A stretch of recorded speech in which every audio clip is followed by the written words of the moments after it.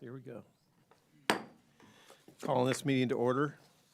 This is the February 18th Design Review Commission meeting. Welcome. May we have a roll call, please? Thank you, Chair. Commissioner Case. Here. Commissioner Riley. Here. Vice Chair Basing. Here. Chair Newsom. Here.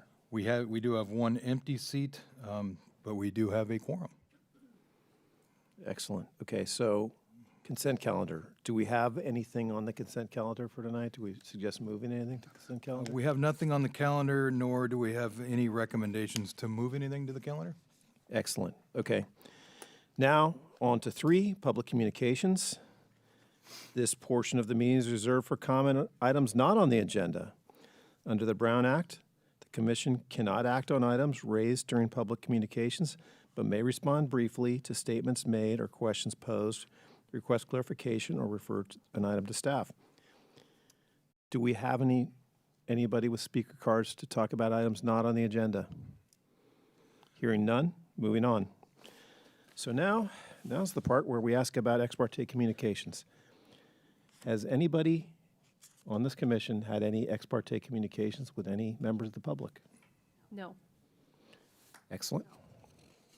Nor have I. So now we're going to go on to the fun stuff. We're going to open the public hearing. Item 4, public hearing is open. So we have 2 projects. The first one is 1532 Mount Diablo Boulevard. Does staff have a presentation? Good.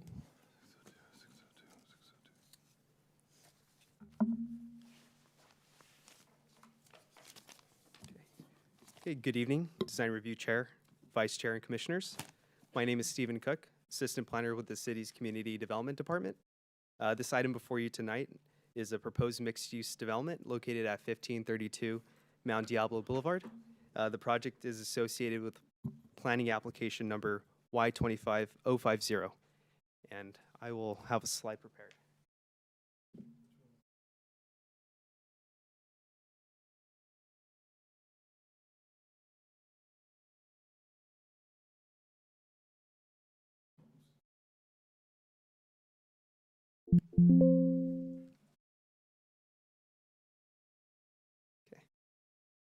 Okay, the purpose of tonight's study session is for the Design Review Commission to review the proposed project and provide design-related input and direction. This study session is the first step in the review process and is required before the project proceeds to the Planning Commission for consideration of the design review, conditional use permit, and density bonus entitlement requests. Okay, to provide site context, the project site is a .41 acre corner lot located at Mount Diablo Boulevard and Commercial Lane. Mount Diablo is a major east-west arterial road and serves as a primary commercial corridor within downtown Walnut Creek. Commercial Lane is currently a one-way northbound street that transitions into a two-way street north of the project site. The site is generally flat and is currently developed with a surface parking lot, an unused auto body building, and an outdoor dining platform. Vehicular access is provided from Commercial Lane with connections to several nearby public streets, including Mount Diablo, Locust Street, and Cypress Street. Pedestrian access is available via the public sidewalks along Mount Diablo Boulevard. Surrounding properties are developed with smaller, urban-scale buildings and contain land uses consistent with the city's traditional downtown area and pedestrian retail zone, including high-density residential, commercial office and retail, as well as eating and drinking establishments. For background regarding the site's entitlement history, in 2020, the Planning Commission approved a mixed-use development consisting of 3 buildings ranging from 2 to 4 stories in height. The project included 42 market-rate condominium units and approximately 26,000 square feet of ground floor retail space. It's important to note that the previously approved project also included the adjacent parcel to the west, not just the subject site for tonight. The same applicant has since redesigned the proposal to focus solely on 1532 Mount Diablo, resulting in a single mixed-use building. I'll walk through the details of the revised project on the next slide, but the prior approved design is shown here on the screen for reference. The applicant is proposing to redevelop the site with an 8-story, 89-foot tall mixed-use building totaling approximately 113,000 square feet. The project would include 106 rental units, 14 of which are proposed as affordable units. Residential amenities include a second-floor fitness center and a rooftop deck. The ground floor is proposed with commercial retail space, and the project includes 2 levels of underground parking, dedicated entirely to residential use. The proposal also incorporates publicly accessible outdoor space, and the rendering shown on the screen provides a visual context of the existing site conditions and the proposed development as viewed from Mount Diablo. The project was filed pursuant to Housing Crisis Act, also known as SB 330, which limits the city's ability to modify or reduce the project so long as it complies with the applicable objective standards. With respect to density, the general plan, specific plan, and zoning code does not assign a base density for the site. However, the previously approved project did establish a base density of 30 units. The specific plan directs the Planning Commission to establish the base density on a case-by-case basis. And consistent with the state density bonus law requirements, when there's no established base density, the applicant is eligible to prepare a volumetric study to determine the site's maximum base density. The applicant did prepare a volumetric study and concluded that 60 units could be accommodated and is requesting doubling the previously established density, base density. And so with the 60 units being proposed as the base density, the applicant's also utilizing state density bonus law provisions, including what is commonly referred to as stacking density bonus. While the city has previously reviewed and approved density bonus applications, this project would be the first to apply stacked bonuses in order to provide 2 tiers of affordable levels of housing units. Through this approach, the project increases the unit count from a base of 60 units to a total of 106 units. A summary table is provided on the screen as a visual reference. The project includes requests for several concessions and waivers from development standards. Most notably, the applicant is requesting an increase in building height from the required 50 feet to 89 feet, and that's measured from base to the top of parapet. The project is also proposing to reduce the sidewalk setback along Mount Diablo Boulevard, which is the required 15 feet, and they're proposing 10 feet 7 inches. In addition, the ground floor commercial space is proposed at a height of 10 feet and 7 inches in some areas, whereas 18 feet is typically required. Lastly, the applicant's requesting approval to locate the required off-street passenger loading zone at a distance greater than the standard 50 feet to a residential lobby.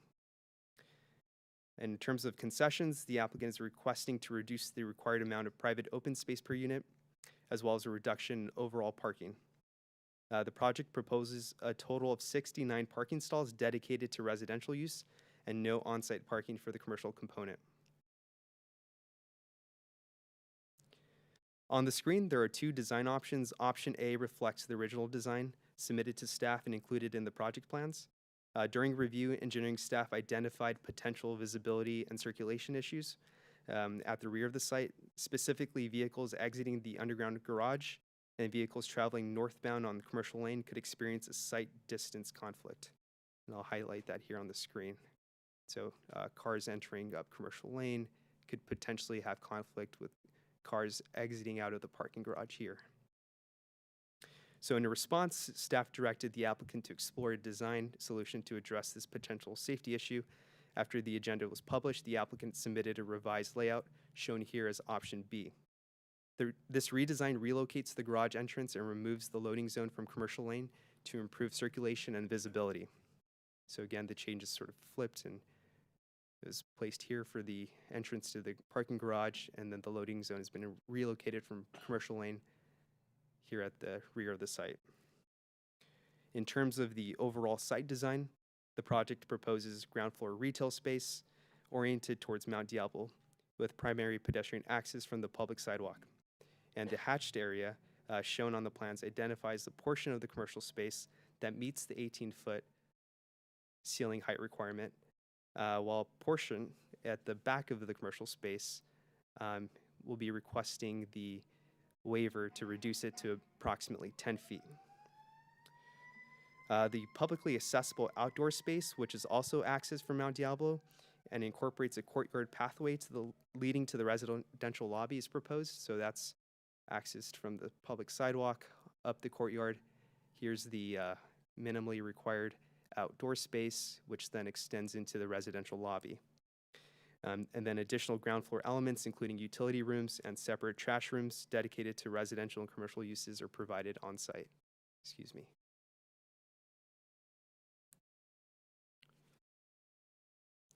Okay, the next slide shows the proposed two-level underground garage. As noted previously, option A reflects the original design, and option B shows the revised layout.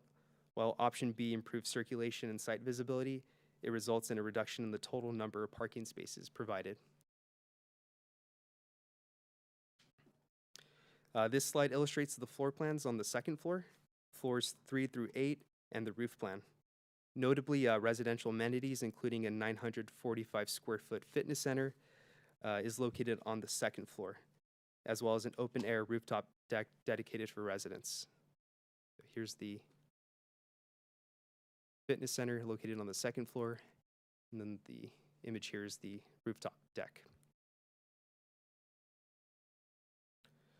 The project is subject to the city's objective design review standards as outlined in the Residential Mixed Use Review Standards and Guidelines Handbook.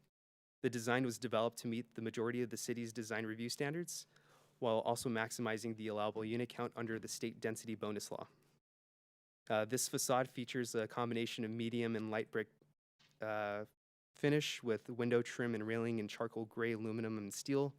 The ground floor storefront includes transparent and colored glass with wooden slats above the storefront windows. Color and materials board is provided on the screen, and the applicant also provided a physical sample board for your reference, which the secretary is passing around.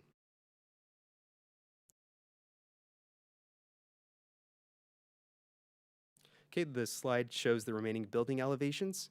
The design demonstrates compliance with the city's objective design standards, including variation in colors and materials, facade rhythm and pattern, vertical modulation through massing breaks and other articulation elements.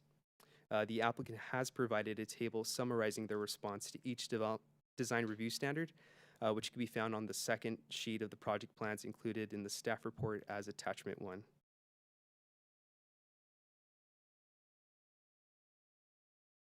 Okay, the landscaping plan includes trees and shrubs along the street frontage with publicly accessible outdoor space and in a portion of the second floor above the residential lobby. And a corresponding tree and shrub schedule is provided on the screen for your reference. Again, just to clarify, this second floor would be located somewhere above this residential lobby.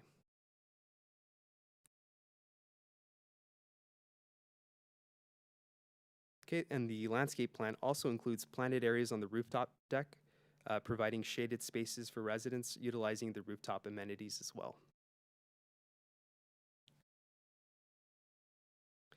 Okay, the project is categorically exempt from CEQA under section 15332, which covers infill development. The project site meets all 5 of the criteria outlined on this slide. Additionally, the applicant provided CEQA documentation justifying this exemption, which is included as attachment 6 in the staff report. Staff is requesting that the Design Review Commission review the project and provide input on design-related elements, including site layout, building architecture, colors and materials, as well as landscaping. Okay, that concludes staff's presentation for tonight. Staff is available to answer any question the commission may have. In addition, the applicant and their team have prepared a presentation for tonight regarding the building design and available to also answer any questions from the commission. Thank you. Thank you. Any questions around a staff presentation? I have a question. Sure. Go ahead. Can you please explain to us how the base density was calculated for this project? Right, so what the applicant proposed for the base density was developing a base project which was code compliant with all the standards and guidelines required by the Mixed Use Design Standards Handbook and with the requirements of the specific plan and the zoning requirements. So based off that base project, they developed a project which was able to accommodate a maximum capacity of 60 units based on that design. And I think the applicant too could speak a little bit more about how the volumetric study was prepared. Okay, but how does staff calculate that it's within the city of Walnut Creek's requirements and zoning and Well, density for the area? The Planning Commission for a previous project, and I think you saw it, the Planning Commission established a base density as outlined in this specific plan, this one, via conditional use permit of the Planning Commission, and which they did, and that was for this site was 30 units for the acre, and that was as prescribed by the specific plan. So the city sees that as the base density. The applicant has asked the city and ultimately the Planning Commission to reestablish a base density of 60 based on the volumetric study, which is also prescribed in I believe it's in the Housing Accountability Act, when no density is established by city code. So. But isn't that city code? Yeah, isn't that the previous decision? I think it is, but Yes. that's up to the Planning Commission to decide. Ultimately, they're the authority. Yes. Okay, that would decide that. But the applicant doesn't just decide to do, rebase it on his own. It has to be approved. Well, they don't decide, but they can ask. They can ask, They can ask yeah. for a reestablishment. And I think that's what they're doing, maybe we'll find out. We All can right. get the words from the applicant. Okay, any other questions? Not of staff, not from me. All Do right, you- cool. Let's move on to the applicant presentation then.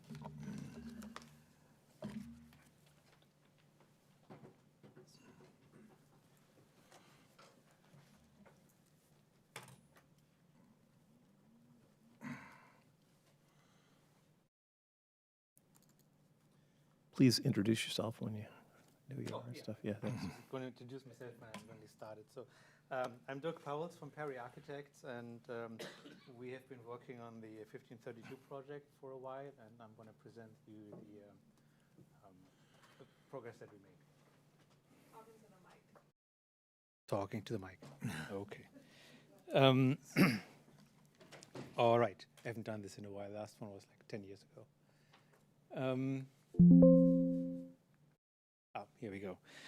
1532 Mount Diablo project. Mount Diablo Boulevard is a mixed-use residential project located within a PR residential retail zone in downtown Walnut Creek. The proposed project delivers 106 residential units above active ground floor retail, consistent with the intent of the pedestrian retail designation. You can see here, Stephen had this on his presentation as well. So Mount Diablo is at the bottom, if I can get there. Commercial lane is on the side. It's just currently a parking lot. It's right next to the this brick building, which has Slice House in there. And it's a good opportunity for a new project on this parking lot. At grade, the project provides approximately 8,000 square feet of retail space along Mount Diablo Boulevard, reinforcing the commercial corridor.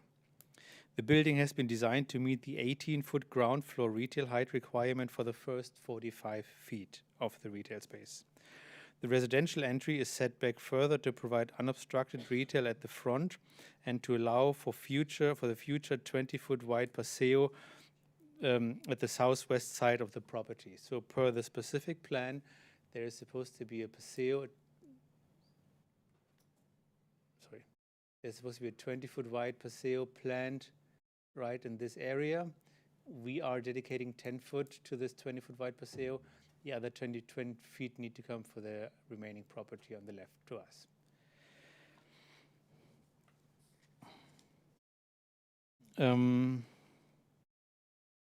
The storefront design emphasizes transparency and pedestrian engagement. Parking is located below ground, which allows the ground floor to maintain active and uninterrupted by garage entries along the primary frontage. The project includes 2 levels of underground parking, providing roughly 60 residential parking stalls. Parking and loading access are provided towards the north side of the project at Commercial Lane. As Stephen mentioned before, we did move the parking all the way back. Parking access is now here and all the way on the north side, and right next to the loading dock. This will help us with access to the garage. This will actually make a better loading dock. We were concerned about people not knowing how to drive U-Hauls and getting into this tighter loading dock, so this is a better solution. All the other utility spaces will also be in the back on commercial lane. The residential component includes a mix of studios, 1, 2, and 3-bedroom units. Beyond the units themselves, the project integrates meaningful amenities for residents. A fitness center located on the second floor opens to an outdoor deck, creating an indoor-outdoor wellness center. That is shown, I'm sorry, on the next page. This is shown right here. We have amenity space here, fitness center here, and this is the outdoor deck that they can use. Private balconies provide individual outdoor access, while the rooftop terrace includes a bar, kitchen, and community seating areas. As you can see, we have some units, some on Mount Diablo Boulevard here, and then some on the side which have private terraces. But our main outdoor space is actually the roof terrace on top, which wraps around the roof, except for some areas dedicated for mechanical units. But I will get to the roof a little bit later. The architectural, sorry, these are the sections. I just want to bring these up quickly. We are up to the 4th floor. We are a concrete structure, and from the 4th floor up, we are a wood structure. And this shows the retail space here. So on the first, almost like 50 feet of the retail space, we have over 20 feet in ceiling height, and the back of house here will be around 10-foot ceiling height. So not at the required 18 feet all the way. We're showing the elevations here. Architecturally, the project embraces a modern contemporary expression that works well with the character of downtown Walnut Creek. Massing breaks and facade articulation reduce perceived bulk along both Mount Diablo Boulevard and Commercial Lane. The ground floor provides a finer grain with transparent and semi-transparent elements to provide for pedestrian engagement. The primary material is brick, selected for its durability, warmth, and connection to the surrounding developments. So as you can see on the slide here, this is the retail space here. We're providing a lot of storefront systems here. Even the bricks here on the side are perforated, so there's a lot of engagement into the ground floor, into the retail space on this corner, and even going around on Commercial Lane. The facade is organized in a disciplined pattern that introduces texture and rhythm to break down the overall scale of the building.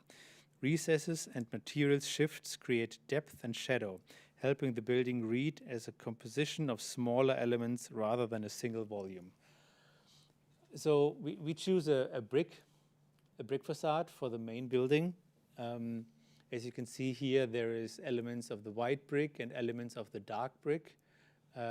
We are trying to, the window pattern is slightly different on each block.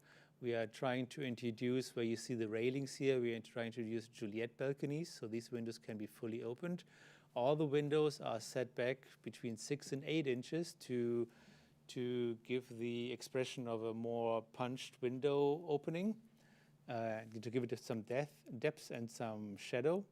At the corner element right here on Commercial Lane, we're also introducing another material. It's a solid phenolic resin panel, a wood panel that's integrated into the window system, which is also set back from the main brick facade, so it will also create a shadow line. The corner elements, actually here, this corner element, this corner element, this corner element, they're actually terraces. They're open to the air. They're not enclosed. In summary, the project delivers 106 residential units on top of active ground floor, and we believe this aligns really well with the housing and downtown goals, and will contribute positively to the downtown Walnut Creek. I do have our, actually let me go through these renderings one more time. Here you can see the ground floor rendering, a little bit better, very transparent, very open, large glass panels. We have these wooden slats on top, This is still retail space. We're just trying to add some interest to it. There is some openings on this side as well of the retail space, and same as when we're going around to Commercial Lane. Here you can see all the recesses a little bit better, so the windows and the darker panels are all recessed to create a better shadow line, and to give it a little more three-dimensional facade. We also have these breaks in here, similar to this the Walnut Creek design standards. They're also showing up on the other sides to break up the massing of the building. This is our facade material board. We show currently a light and a dark brick facade. Right here, there are several different manufacturers that we can choose from. They all have the NFPA 285 rating for the fire rating. We have a material board going around here. We introduced some warm solid phenolic resin panels, some warm wood panels. This is really similar to what we used on the rise in Walnut Creek. Same with the Juliet balconies, which we also used on the rise. And then we are trying to integrate some more articulate brick patterns, either more transparent patterns or more patterns in general to give especially the ground floor a little bit more interest. That shows a little bit more in detail the kind of the ground floor and the retail space. We also have some interlayered glass panels here. They have a woven fabric inside of them from forms and surfaces, so they, in our mind, they create a little more interest on the ground floor. As for the landscape, our landscape architect is in Southern California. He's not available today, unfortunately, so I have a couple of sentences from him that he wrote up. So the ground floor along Mount Diablo Boulevard features street trees, interlocking pavers, and a linear paseo that provides strong pedestrian connection and a gracious arrival experience for residents and guests. The second floor terrace expands to the adjacent community room with raised planters, integrated seating, and native climate-adapted plantings that support stormwater management and year-round visual interest. So the second, wrong button. The second terrace is here. So there's an amenity space right here, which connects to that outdoor space in this area. The main jewel of this building is actually the rooftop. The rooftop is designed as a series of distinct outdoor rooms. The space accommodates both intimate gatherings and large events while capturing panoramic views in all directions. Amenities include shade structures with barbecue, outdoor dining areas, bar seatings with TV, foosball and table tennis, a fireplace lounge, and a chase seating, all located in different areas. We focus on the main area to be here, but we have, as this shows, there is a ping pong table, there's a foosball table right here, and there is a more TV and more private area where you can have more private parties also with a TV. So we have these different settings set up on the rooftop to provide the building and the residents with more entertainment in this project. That's it from my side. Thank you very much for your time. Thank you. Any questions? Does anybody have any questions?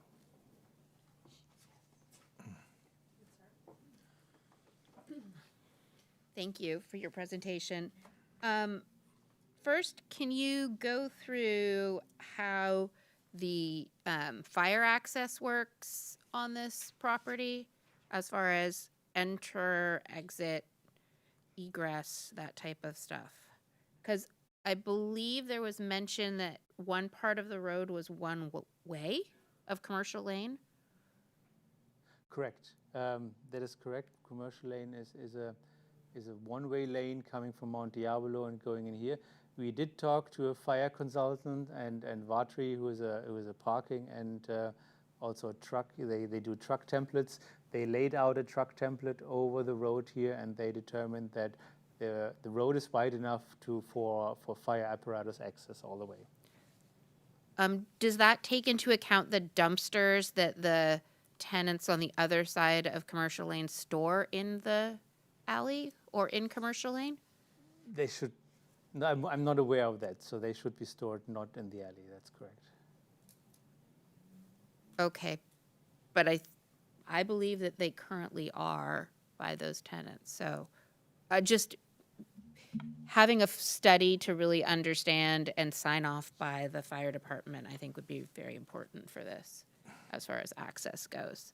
The other question I had regarding that is you said that the off-site passenger loading was farther than it's stated to be for access to the lobby. Can you show me where that is? That is actually incorrect. We are asking for a waiver to not provide passenger loading, off-site passenger loading. Oh, completely. Completely, because there's no, for us, we don't see any viable option to provide this area. It's a larger area. It needs to be within 50 feet of the lobby, and we don't see any way of providing this area. Okay. And then in the renders, can you show the PAOS in those renders? It seemed that when we were looking at the renders, that public space looks like it's just a shadow to me. So So which one do you mean? the PAOS, the public space that you have to provide, it's supposedly by the lobby? Oh, sorry. That would be, we currently only have 10 feet because the other additional 10 feet will be on the other property, but this is the outdoor space here, right here. Okay, on the plans, there's something else shown there, I believe, but maybe I'm misreading the plans. Yeah, this is it right here. So this is our property line in the center, and this is our requirement for the 10-foot wide public space, and then with the additional space from the other property, this will be the 20-foot wide paseo. Okay. Thank you.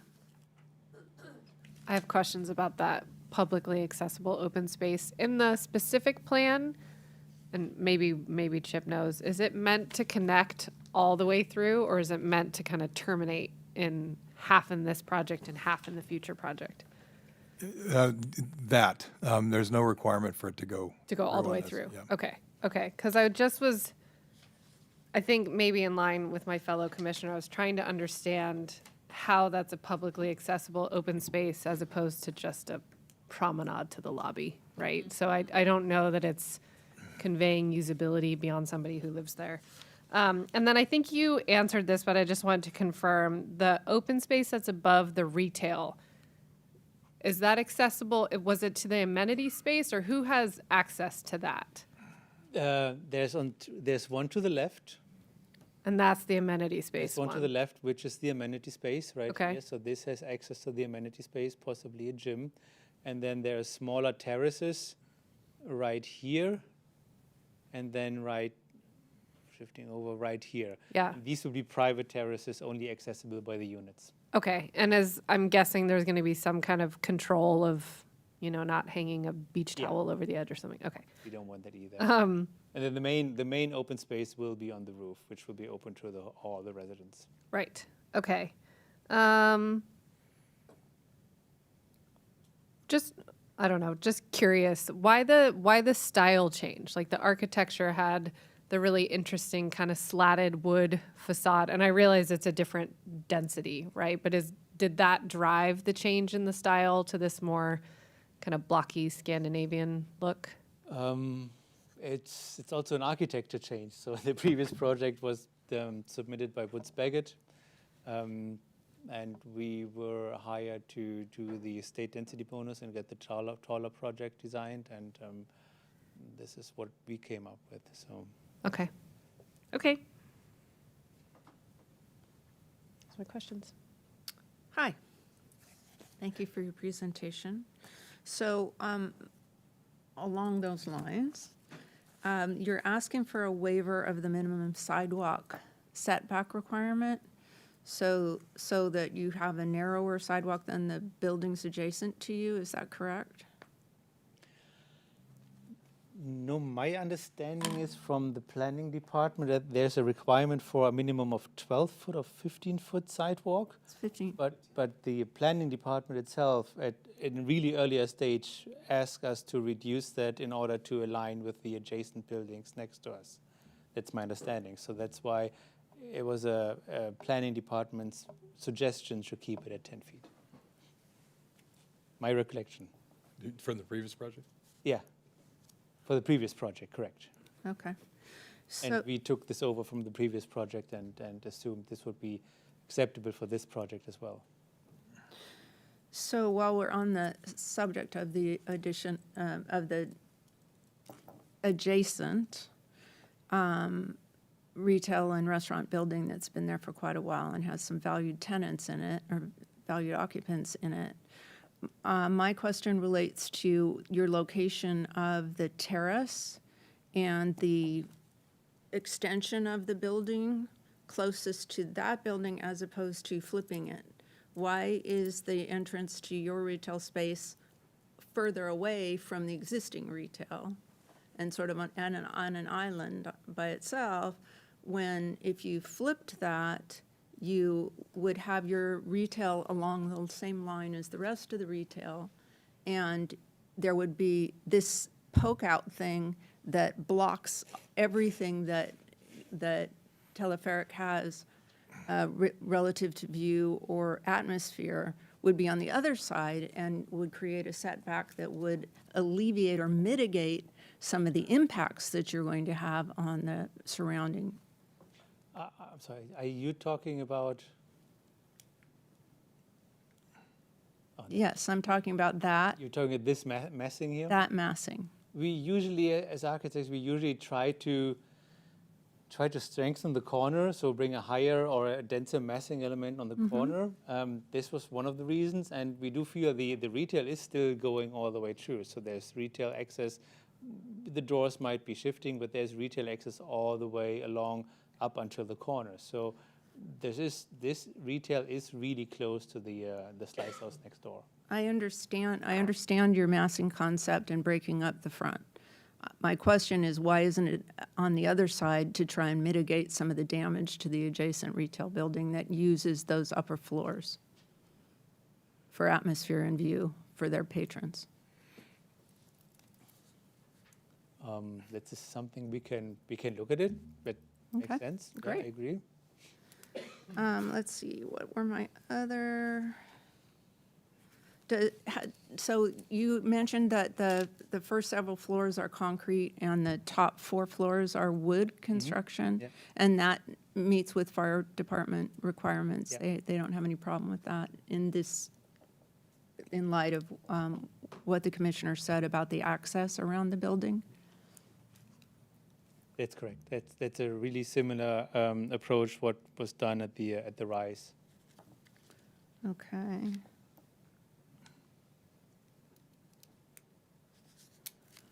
I think that was all my questions for now. So basically, just to restate what the question that I asked earlier, there is a City of Walnut Creek decision and code relative to the 60 base density units. And that's kind of open to negotiation with the Planning Commission, is that correct? Okay, okay, thank you. If I can just throw some light on the density. So I think in one of the exhibits was the state density bonus letter. And the way the state density bonus law works is I think the base density means the number of units allowed under the zoning ordinance, the specific plan, or the land use element. That is how the state law has been written.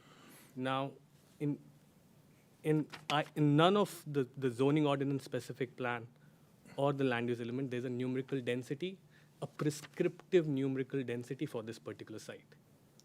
Now, our base study, which gets to the 60 units, is very close to the volume that was permitted that was entitled in the previous design, which had 42 units.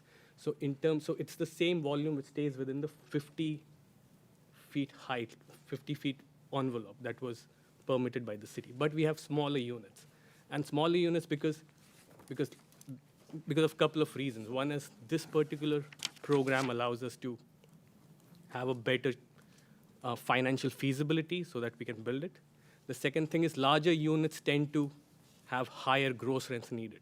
And you kind of price out a lot of families who can actually now afford to have basically access some of these 106 units. So the base units, the base study that we did was, again, pretty similar in terms of the overall rentable, the square footage as was entitled for the previous design. It's just smaller units, and then we use the stackable density bonus on top to get 206 units. Hey, Dev, can I ask you to state your, identify yourself, please? Yes, sorry. Dev Mukherjee, I'm with the Align team. We are the developers and the sponsors for this project. So just to follow up on that and clarify, if you don't mind, so the original project that was a 2 to 4 story design, and you've now got an 8-story design. The original project was a 5-story project. So the base density that you see is still a 5-story project that we've provided a base density code compliant project, which is there in the planning set. And then we can use the state laws to use state density bonus to add more units. And that is what has been kind of described in this state density bonus letter that was in one of the Does that make attachments. sense to any of you? I'm sorry, I'm still confused. So you added more stories, so you're expecting to double your density because you've got more stories. Is that correct? Yes. So the state law, the 2 state laws which allow us what is called stackable density units, stackable density bonus, which we are using on the base study to get 206 units. Regardless of the base allowed in Walnut Creek. Got it. Thank you. Can I shed some light on that? So the, like I said earlier, the state law allows an owner to do a volumetric study based on the development standards on that property, setbacks, FAR, that kind of thing. Apply a average unit size, and voila, you get your base density. And the way the way Align Realty has performed that volumetric study is correct. But the city would say that base density was already established through a conditional use permit. So that's the difference. Yep. I have a question. Can you explain how you guys intend to manage the low parking capacity, how that works for the residents? So this is a TOD site, downtown Walnut Creek. The BART is very close. So what we are seeing more often than before is more households and more families and more renters are willing to actually not bring a car and basically use public transport. And that is one of the things that we are really motivated to do, which is basically incentivize and kind of encourage our residents to use the public transport and not have a car. So we feel very confident about kind of having a very low per unit parking count than previously. Okay. Another question. What public transport? It's not really BART adjacent. No, the BART is about a mile. So we have bike park. We have a place to kind of have the bike. And if I'm not wrong, I think there's the city shuttle which runs, which is pretty fairly frequent. That kind of goes to the BART. So and I think there are 2 or 3 major bus stops as well. So it's not just BART, but I think there are different modes of transportation along with the bike parking that we have in the project that hopefully will incentivize and encourage other residents to use less car going forward.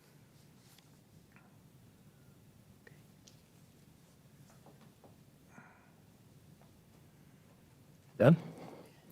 Okay.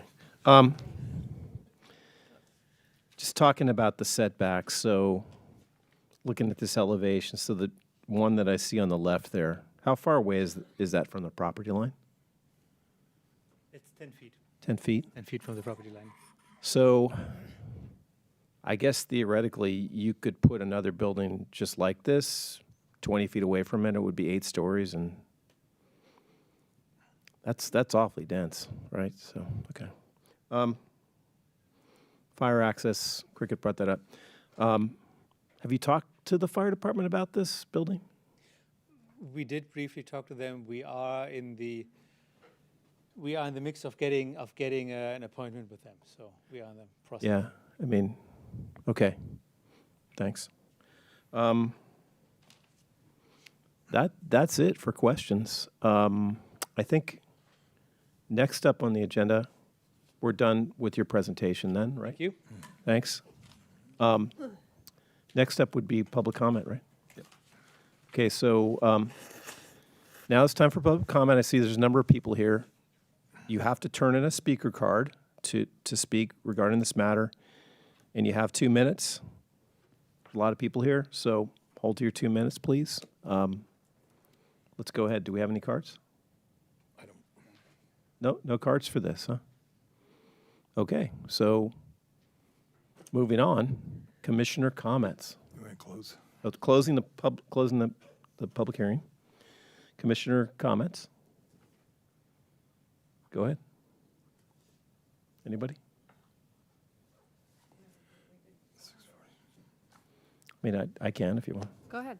Yeah. I think you've heard us all say it about this base density bonus thing. Essentially asking to double what was established before. So we, as in a project like this, a housing project, we have certain guardrails. But I think we have a concern in Walnut Creek that things be of scale, and really we need confirmation from the planning department where the guardrails are in terms of housing, because they're the ultimate jurisdiction of authority, not us. We don't have a jurisdiction. So, really, from where I sit, I just advise the Planning Commission to review the base density established. Base density that was established as part of the previous application, and whether that's still valid.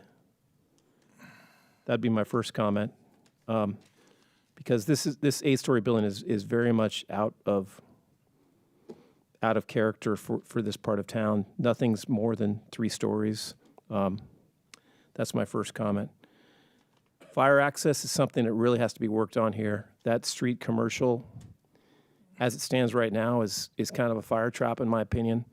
There's nothing that this project does, in spite of its huge impact, to improve that. I'm an architect. I do this stuff for a living. That needs to be a 24-foot lane, and there needs to be separation between that lane and the building so they can get, an articulated fire truck to service the building on 2 sides. This building is too deep to be served on one side. It's too tall, and that's straight up a matter of fire code. Sidewalk depth, I don't know how we can cling to the minimal sidewalk depth from the previous application, but then ignore the density bonus in the other. So I encourage the Planning Commission to look at that. I encourage, that volumetric study to be looked at as part of it, but really it's about that density bonus. I think the architecture, I really like the architecture. I like the more subdued color palette. There's some nice sophisticated materials. They're not going cheap on the materials. There's nice articulation and depth. I think if I could improve it, I'd like it to relate, that kind of base, I'd like that to relate more to the buildings around it. Everything around this is 2 or 3 stories. That element you have is about 1.5 stories. I think it could be improved in that way. I think in terms of the ground floor retail waiver, we worked a lot. I was on this committee where we did these design review standards, and I know dropping the height of the lowest floor is, it's going to make it very hard to lease to certain tenants. The reason that we had that in the design review standards was so that you could have any kind of tenant, including food service. 10-foot ceiling, I've done hundreds of retail spaces. 10-foot does not work for anything food related. And I think you shouldn't grant the waiver, but I don't think it should be built whether they get the waiver or not. So that's my comments in a nutshell. Anybody else? Good. Oh, okay. So I think if we're going to do really dense, this is the place to do it. So I'm not that worried about the density. I actually like that there's not a ton of parking because I do think we got to shift our behavior, but I also have 2 cars, so I can't practice what I preach, but I like that thought. I do want to make sure that the patio area that's shown right now above the retail, like, is maybe the like wood slats extend higher or something. I don't know. And maybe I'm reacting too much to this rendering, but it feels really like exposed, and I don't want it to be visible. I think that the publicly accessible open space, I mentioned this in my questions, feels like just a walkway to the lobby. I wish there could be some more draw there, because I think we've gotten a few of these publicly accessible open spaces that really aren't, right? And so it doesn't feel like it's adding to that community value. So there needs to be something there that feels worthwhile, and maybe it's, I don't know what it is, but something more to make that feel less like an extended lobby space. I don't know. I'm trying to think how that's going to relate to the other 10 feet on the other side, but we can't control that. But there's something else that can happen there, and I'm not sure what it is. I think being mindful of the relationship of the shading and the balconies to the neighbor, what's currently the Teleferic restaurant, is important. That's a pretty well-used space, and I like that building is visually interesting, so I don't want it to negatively impact that adjacency. And then for me, I think it feels tall and dense, and I don't know if the vertical materials and windows are helping that. I wonder if there's some way to reconsider the finishes or massing to not intensify the verticality, but actually make it feel like it sits a little more in line with the surrounding buildings, kind of like my fellow commissioner mentioned. I don't have a huge issue with the 10-foot setback. I like that we're putting in the trees, and I like that there's an idea to have a continuation of retail down the street. So I think that's good. I like that. Okay. Most of what I have to say has already been said, but just to reinforce that fire and access and that safety around that building, even as it is right now, that when you come off Locust and you go onto where commercial is, it's already very dense there, and it can get kind of backed up. So that traffic flow really needs to be examined. I also noticed on the same thing with the shadowing on one of the other renders, you could really see how much shadow this caused.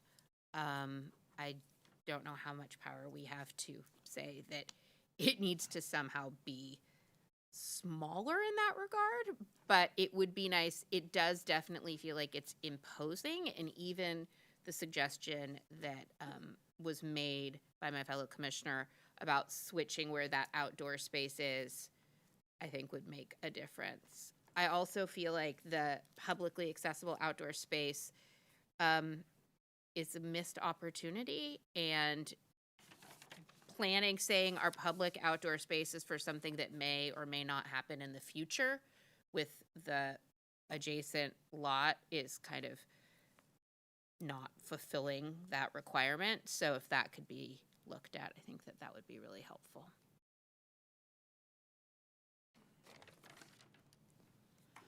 So again, I echo everything everybody said and reiterated, Chip, but I do want to go back to the concept that we've discussed on other projects, which is a step back, so the face of the building starts at a level, as Cliff mentioned, that is consistent with the adjacent buildings and the adjacent massing, and then the building, when it gets back a little ways, goes higher. And I think that would help with some of the comments that you had. And it also helps with the comments that we had about mitigating the impacts on the adjacent building tenants and occupants and the patrons that use those businesses. I'll circle back for a second. I think we're all kind of saying the same thing. I think if you go back to the initial base density, I think for me, base density was established. And if you rift off that and you get this the right size, it allows you more space to step, and it puts buildings in less shade, and also allows more space around the building. I'm all for pushing the envelope. I've worked for developers. This is pushing it a little too hard for me. Anything else? All right. So, Mr. Secretary, do you want to try to synopsize that? Let's round up, see if we can find consensus. I think with this, what I heard is that the issues I've got really have marked are to take a look at, what's the base density here? Is it the volumetric base density, or does the density that's been established via CUP prevail? A lot of the issues that came up are really directly tied to density. That would be be mindful of the shading to the adjacent building. That would be reconsider the massing. It was materials, but mostly the massing and the materials were tied to the size of the building, as I recall. And then also a step back, specific plant step back at 35 feet.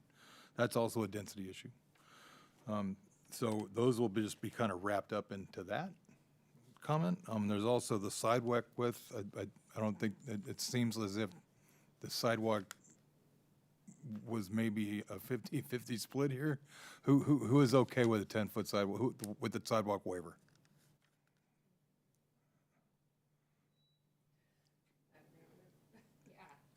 Okay, so not supported. Okay. And the ceiling waiver? Support? And mind you, that was the back of house portion of the retail space, not where any customers would be.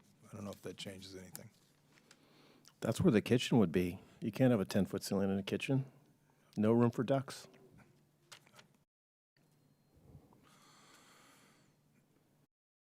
Support or no? I can support that. I don't know. Okay. Category that, but that's a good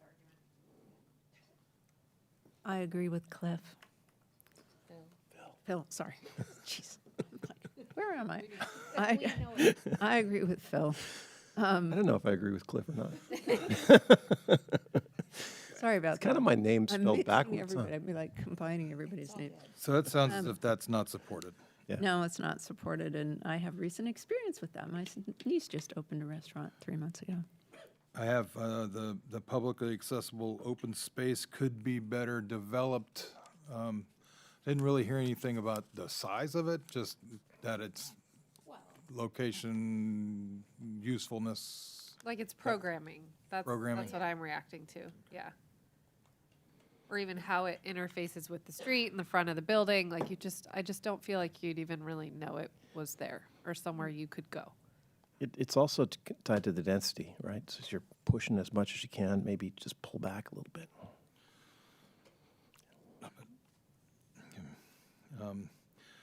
It seems as if the architecture itself was somewhat supported.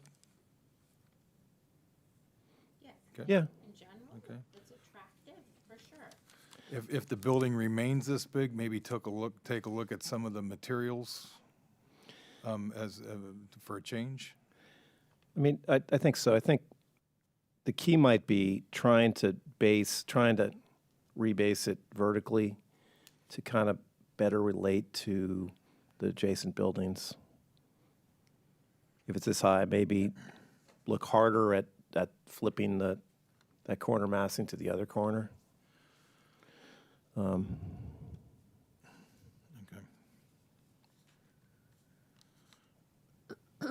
I definitely hear what he's saying about it, the fact that it's a corner, but commercial's not really a corner. It's not really a major street, so I get it, but I don't get it. Okay, corner element, all right. Yeah. Corner element. Maybe dissolve it a little bit, flip it, do something. Okay, so that was the corner element location and how its effect on the retail entry. Okay, Right. okay. Great. Okay, I think I've got it wrapped. 1, 2, 3, 4.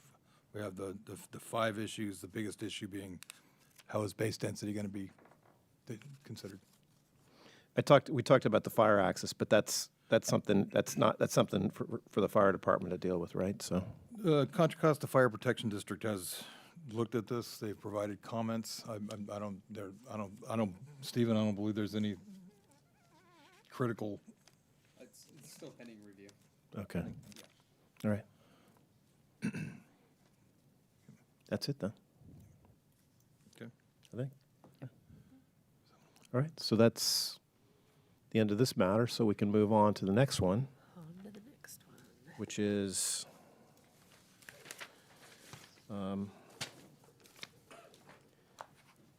the RH, Restoration Hardware.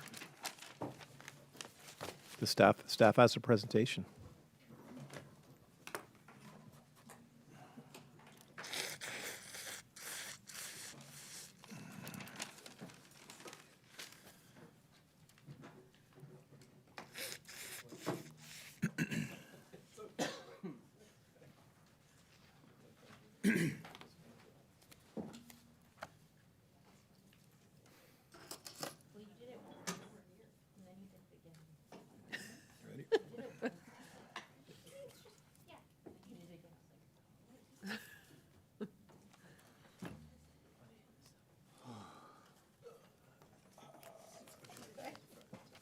Yeah, just go put it up on the dais.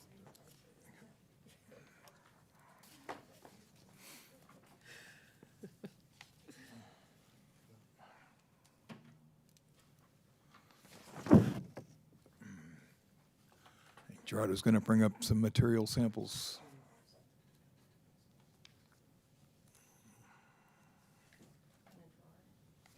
I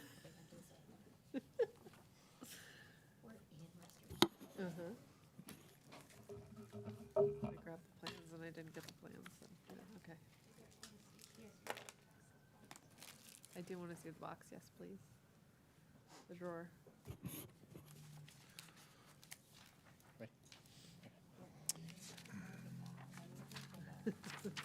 Take this out.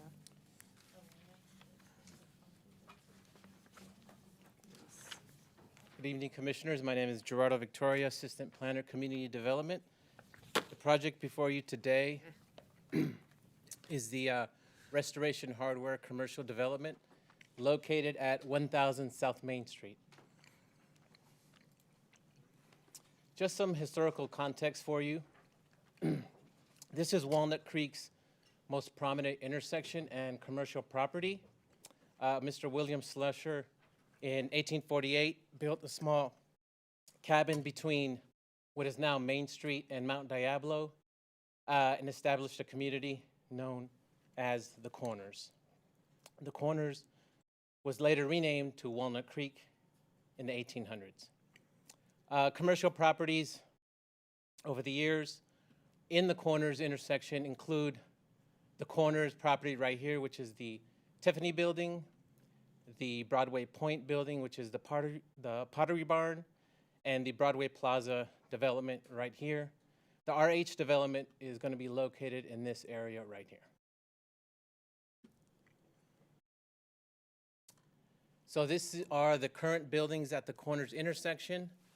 You have the Neiman Marcus building here that's located here off of South Main Street. Across the street to the west of this building is the Pottery Barn building located here.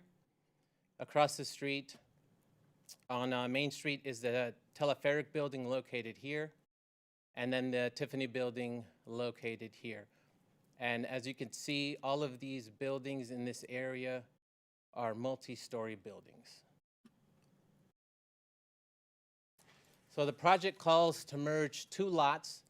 This lot right here is the Chico building lot, and then the existing Neiman Marcus lot on a 1.14 acre site adjacent to the existing Broadway Plaza development. The proposal is to construct 4 commercial buildings totaling approximately 29,000 square feet. It will include new landscaping, new lighting, new trees, and tree removals. So these are the 2 lots located right here existing, and then this is the new lot right here with the RH development. So the general plan designation is pedestrian retail. The zoning is planned development PD 2122. This is the existing site, the Neiman Marcus site right here. This is the Pottery Barn right here, and then you got the Teleferic building right here and the Tiffany building right here. It is surrounded by a mix of commercial and eating and drinking establishments. And this would be the new development right here. So this is South Main Street, Mount Diablo. These are the 4 buildings. You have a gallery here, a gallery here, a gallery here, the restaurant with the kitchen in the middle right here with another gallery over here and right here. So this is the site plan. 4 new commercial buildings, paver stones and decomposed granite walkways located on the interior of the site right here. Pedestrian access is accessed through these gates located here where the green arrows are. They can also get to the back of the building through the galleries located here, entrances right here. These fences facing Mount Diablo and facing Broadway Plaza do not open. And parking is provided in the existing Broadway Plaza garages. So we are before you tonight for your recommendations to the Planning Commission at this study session. It'll be scheduled for the Planning Commission's consideration at a later date. So this is a south elevation facing South Main Street. As you can see here, it's smooth coat stucco right here with cornices at the top of the building, 20 feet in height with fabric awnings. As you can see here, these are the gates that open, located here, and then there's another gate right here, facing right here. This is the west elevation facing Mount Diablo. So this fence does not open, it's located here. And it's got the same smooth coat stucking with the cornices and the trees with fabric awnings. This is the east elevation facing Broadway Plaza. This fence right here does not open. And it's got the same smooth coat, stucco, cornices, and fabric awnings. So these are some renderings for the project. This rendering right here, Restoration Hardware, is facing South Main Street. This is facing also South Main Street, if you can see the decorative fencing. Staff does have some concerns regarding the paver stones and the decomposed granite with handicap accessibility. Other concerns that staff has are the variation in materials, the variation in colors, the vertical variation in height, and the treatment at corner buildings. And this is the front facing of the restaurant.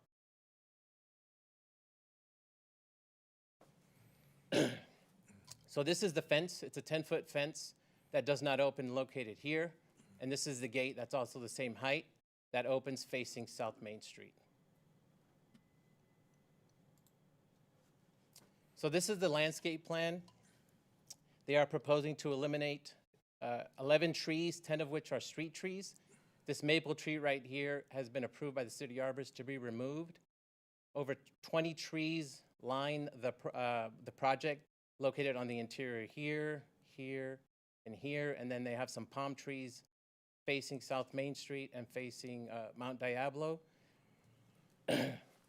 They do call out 8 fake trees right here in gray that that are facing Broadway Plaza. So staff anticipates using the categorical 15332 infill exemption as outlined in the staff report. Staff requests the Design Review Commission to review and provide input on the following: the site design and appropriateness, the building architecture, the colors and materials, the landscaping, the lighting, and the fencing. Staff is available for questions. The applicant, the CEO of RH, Gary Friedman, and his team are here. They also have a presentation.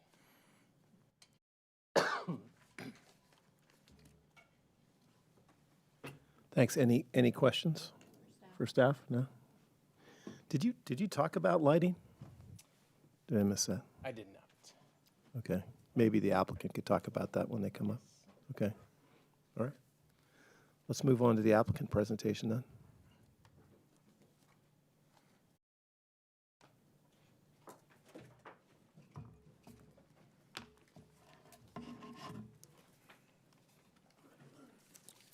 Thank you.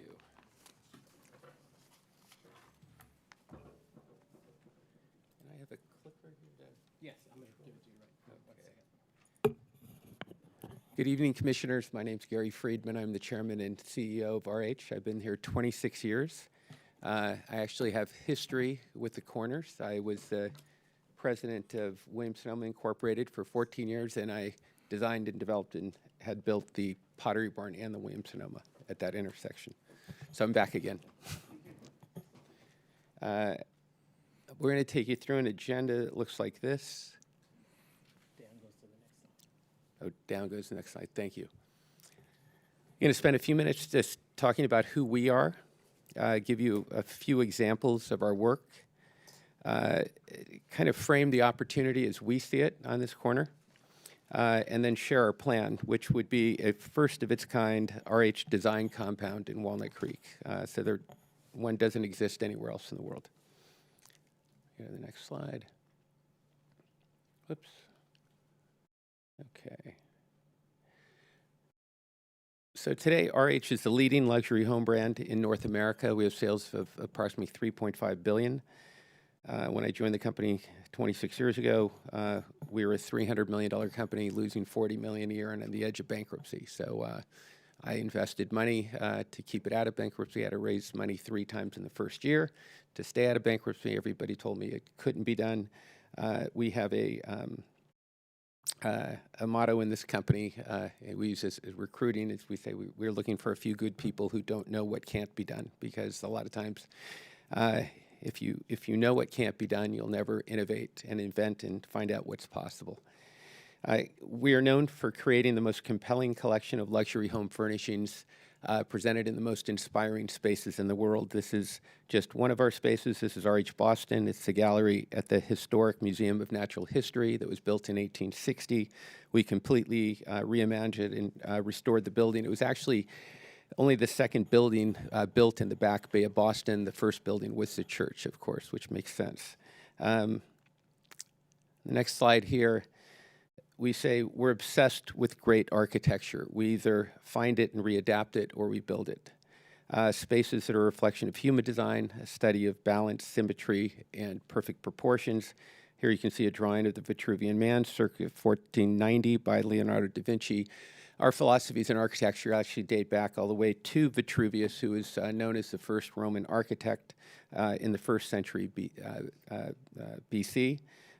We have a copy, modern copies of that, his book, De Architectura, the 10 books on architecture, in our Architecture and Design Library in RH England, and also in our Architecture and Design Library in RH Paris.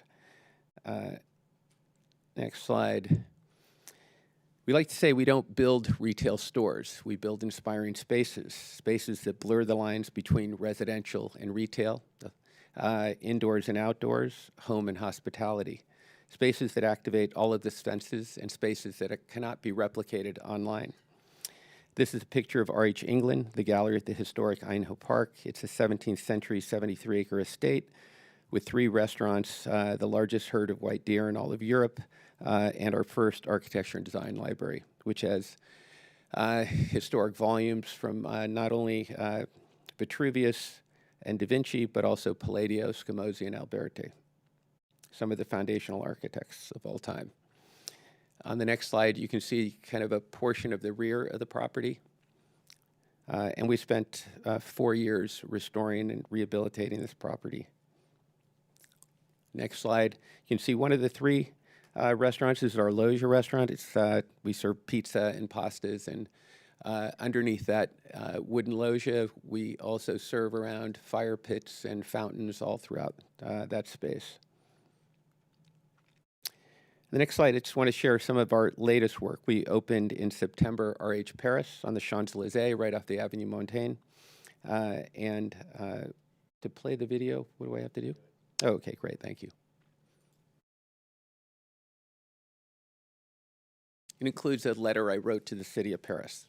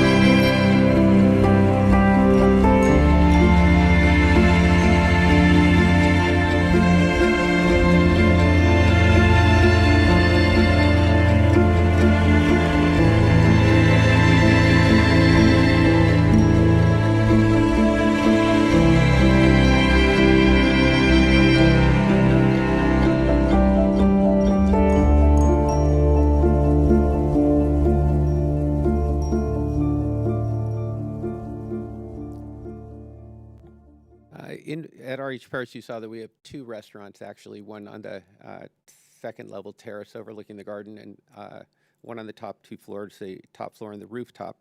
We actually are one of only 7 companies in the world that globally operate more than 20 restaurants at the high end. We have 26 restaurants today, and we'll have 40 restaurants we'll have 40 restaurants at the end of 2 years from now. So we don't license them.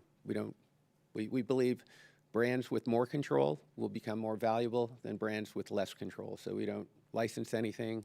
partner with anybody. Anything we decide to do, we decide to own and operate it because we believe no one will care more than we do. Let me take you through the next slides here. Okay. Let me try to frame the opportunity as we see it. We began with a study of the site, the current building, its size, massing, and relationship to the curbing streets, sidewalks, and converging 8 lanes of traffic on this busy but today lifeless corner. The current building occupies 210 feet of frontage on Mount Diablo, the current property and building, 270 feet on Main Street, and 200 feet facing the mall courtyard. That's approximately 700 feet of frontage in total. And from another perspective, that's almost 500 feet of street-facing retail that is currently windowless, opaque structure with a single entrance on the most important intersection in Walnut Creek from our point of view. Next slide. We like to frame problems, and that's how we usually come up with solutions. We'd say the size of this problem is not small, as we see it. And the opportunity to transform this architectural albatross that lacks any sense of humanity into an inspiring space worthy of this prestigious corners is enormous. This is an aerial view of what we call the first RH design compound. We would build the first one here. It's a design and hospitality experience consisting of what acts as 6 independent structures. It's actually 5 independent structures if you count this center restaurant, which is it's connected to that building, but it's actually its own structure. But it acts as 6 independent structures connected by beautifully landscaped garden courtyards with heritage olive trees, trickling fountains, and a dramatic atrium restaurant anchoring the project. This is another view from Mount Diablo, so you can see how it intersects from kind of all sides. Let me go to this next slide. The architectural vernacular of the design compound reflects a California style, California contemporary style that is simple and timeless. I should mention here, what we submitted to you is 20 feet in height. We're actually proposing to build 22 feet in height. We believe it'll have nicer proportions at that level all the way through. The structures are a combination of Venetian plaster with dramatic punched openings with European proportions. The buildings are enhanced with detailed crown moldings and integral awnings. Here's a view in the evening. I had that done right after you asked the question. No, actually, if you saw our buildings, we're known for architecturally lighting many of the buildings. If you wanted to see some in the Bay Area, you can see RH San Francisco at the historic Bethlehem Steel building in the Dog Patch, where we're the first tenant to sign anything in that part of San Francisco. We actually announced our project before we knew there was going to be Chase Center, which is 2 blocks down. So we like to be pioneers. We like to do things from a leadership point of view versus a followership point of view. Let me just get to this next slide. Here you can see the view from Main Street. It'll read as kind of 3 buildings with 2 garden courtyard entrances. There'll actually be 1, 2, 3, 4, 5 entrances altogether, replacing the 1 entrance to the building that is here. On this view, you can see. Whoops, let me go back. This view is looking more from the vantage point. You can see Apple's awning kind of coming out here. We're actually holding the building back, creating a pretty simple progression and promenade of buildings. And we're proposing to create some outdoor space, almost like a small park with a couple of specimen trees. We're thinking maybe you put some benches there, although we're not sure of any of the homeless issues in Walnut Creek that might be a problem. But you know, it almost acts as a small park, a sitting area, and a place of refuge. This is what the interior of the garden courtyards look like with decomposed granite and bluestone pavers. heritage olive trees. You can see the trickling fountains kind of right to the left and right of the olive trees that kind of percolate all the way through the space. It gives you a nice sound, breaks down the sound of the traffic. And you can see from every vantage point, these all look relatively same. You will see the restaurant and the atrium in the middle. Here's a view of this at nighttime. And you can see, you know, all of our projects are beautifully architecturally lit in the evenings. All the buildings are connected. You can see above the olive trees here, you can see kind of a steel and glass kind of trellis, and that allows for progression between the buildings without getting wet if there is rain or inclement weather. Here's another view as you come kind of around the corner. You can see kind of a peekaboo into the restaurant to the left, and just how you navigate around here. Pretty wide and open, pedestrian-friendly pathways. This is a view of the same pathway in the evening. This is the entrance to the restaurant. We are proposing that there's 32 seats of outdoor seating too that's not shown in this plan, or we will be proposing. It's just the inside. This atrium building is, I think, about 85% transparent. It has large skylights in the top of it. I don't know if I've got it. There it is. If you look up through that left side, you can see these two big running skylights on the top, as well as glass up and down the front. And the interior. So in summary, let's get to this here. We like to say there's a big difference between buildings and spaces. Most retail stores are archaic windowless boxes that lack any sense of humanity. They're void of fresh air and natural light. Plants die in most department stores and in most retail stores, and we believe that can't be good for humans either. That's why we don't build retail stores. We build inspiring spaces that are filled with fresh air and natural light, spaces with garden courtyards, rooftop parks, heritage olive trees, trickling fountains, some with fire pits and fireplaces, but most importantly, spaces that activate all of the senses and spaces that cannot be replicated online. Over the last 20 years, and you know, if you think about the advent of the internet, the vast majority of retailers have shrunken their stores or closed their stores. We're just the opposite. We're building the largest specialty stores in the history of the world. We're passionate about the opportunity here in Walnut Creek and are prepared to make a significant financial investment to redefine what we believe is the most important corner in Walnut Creek. So thank you for the consideration. Do you want me to stay here to take questions? Thank you. Any questions? I have a question. Will you explain the compound? I mean, I understand the restaurant in the middle, but what are the outlier buildings? Are they like showrooms or how does Showrooms, that work? yeah, all showrooms. There'll be an architecture and design library. There'll be a interior design offices. One of the buildings, one of the ends will act as an interior design business.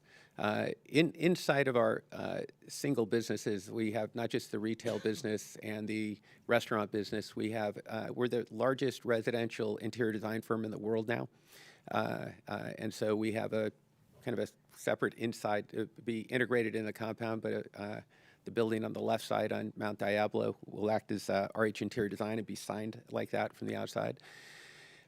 We also offer interior architecture services and landscape architecture services. We also have a trade business that serves the interior design trade. So we have a dedicated team that services interior designers. We act as almost a support team for them. We do renderings and plans and so on and so forth for their businesses. We also have a contract and hospitality business that services hotels, restaurants, and so on and so forth. So there's kind of multiple businesses integrated within a compound as well as the hospitality experience. Okay. Why are some of the trees these preserved ones? Because there's a culvert that runs through the property, and there's a basement that was built by the previous tenant, Neiman Marcus, and that the cost to replace that basement would be kind of project killing, if you will. So there's no dirt to plant the trees in. So they're preserved. They're kind of freeze dried. You wouldn't be able to tell it's not real. Okay. Yeah, I can't tell they're not real. I mean, they're real trees, but they're just kind of freeze dried and preserved, and they'll look like every other tree in the project. Okay. Yeah. And then there's 3 nearby that are a different species of olive. Why that too? I know these are specific They shouldn't be. Is that- landscape architecture we're noting questions. another species? Yeah, all heritage olive trees. Okay. Yeah, even the freeze dried ones. And then you mentioned that there may be outdoor seating. Where would that happen on the site? Oh, For the outdoor restaurant? dining? Yes. Right in front of the, here, let me just try to hop back here. Right in front of the restaurant, but I'm going to, here we go. Go to that slide. Right here. So on each side of that entrance, whoops, come on. There'd be seating there and right across from that, and then in between the next 2 olive trees there and in front of that, there'd be 32 seats right kind of in the front of the restaurant to have indoor-outdoor seating. Okay. Okay. Why do we have to take the sycamore trees out on South Main for the project? That might be a team Yeah, they're just really in discord with what we're going to build. I mean, we kind of believe that the landscaping ought to be harmonious with the architecture, and there ought to be a singular view of kind of the project. Okay. Because it looks like we're putting new ones back in. Some, yeah, Okay. yeah. Okay. And then I think that may have been it. Yeah. I have actually one more thing. There's what you called kind of like an area of respite between Apple and the new proposed compound where there's some big trees. I think a big portion of that is bioretention, right? But I do like the idea of it being like more than that. Is that what you're envisioning? Like it not just being planting with a couple trees, but like actually celebrating that space? Any ideas that are popping in your head? Yeah, I mean, I think that is kind of like a courtyard space that's dead right now because there's nothing in that building. And so Right. it focuses everything in front of Apple, and then they have issues and always have to have all these bollards and stuff. So it doesn't feel like somewhere you want to hang out. So I Right. like that you guys have put the building on an angle, and I think it'd be cool if there was like a really big, gnarly specimen oak tree or something Yeah. and like made that space feel like somewhere you could linger, and it's not just the reflective glass of these like super I was going to modern ask, is that a buildings. walnut tree with the logo of Walnut Tree? Yeah. Yeah, so maybe we'll do a walnut tree. Yeah. Celebrate walnuts, yeah. Right. Yeah, but yeah, I think that's what we're thinking. Some kind of specimen tree, some kind of a sitting area, an area where people can sit in the shade, take a break, Yeah. from shopping, walking around. Final question. Sorry. There's also in the renderings, there's like lanterns and little fountains and potted plants and stuff. And those aren't on the plan, but those are a part of the ultimate build out, like that little, the Yeah, little those- extra jewel Yeah, stuff. those fountains aren't little. They're, Okay. I think they're 2,000-pound solid carved limestone from France. Cool. So they march down, and if you wanted to see them, we actually have them at RH Yountville. Yeah. We have a small compound there that's connected, and we've got some of those fountains there. Okay. Yeah. And is there any fire pits or any fire elements on the plan? We had some, and then but we were advised not to do them, or here, yeah. I asked where they were last night. I was preparing to come in here. So I'm Michael Avalone with the design team at RH. We will anticipate to have some within the merchandise areas. There'll be merchandise fire pits. At one point, we had anchored fire pits that were in obstructing the circulation the paths. corners, yeah. So we worked with staff to kind of remove those, but we would still like to provide water, fire, and lighting elements. Okay. Thank you. Steph?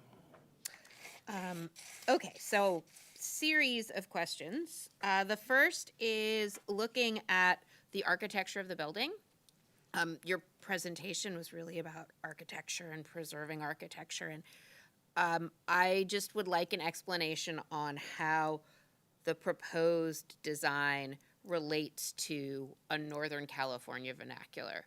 Because it's beautiful, but when I look at it, I really see a warm Southern California type of environment. So just if there could be some, how those relate. Yeah, I don't know if they're, I mean, maybe you could tell me which of the other three corners are a California vernacular, because they look like a whole bunch of different things to me. But I think what we're trying to do is build something that's timeless, that's beautifully proportioned, that has a real indoor-outdoor feel. So if you think about the street facing, all the street facing buildings, those are about 70%, I think, transparent. But I think it's 70-30 or 65-35 between plaster and windows. And, you know, I mean, there's all kinds of famous architectural vernaculars in the world, and they all seem to a lot of them are in California. So if there's a preferred one, we're open to listen. I was just asking the question as it relates to the.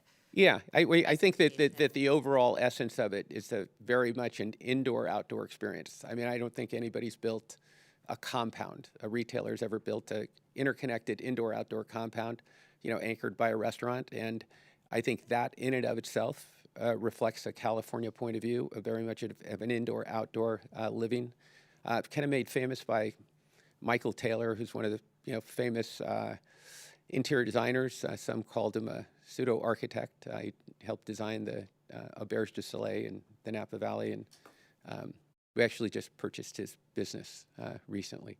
But he's called the godfather of the California look, and so I can show you guys some swipes at another time, or we can send you some of, some of the inspiration swipes that are all from kind of Northern California. Cool. I guess so. On the relationship to that, I'm from Marin. I'm familiar with your store in Corte Madera.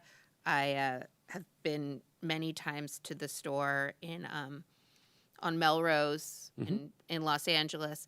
I'm wondering why an opportunity wasn't taken to have a roof deck, because it seems like that's something that's already happening downtown and would be a really nice addition on that corner to give it a presence. Yeah, I mean, I think that's a possibility. I think it's also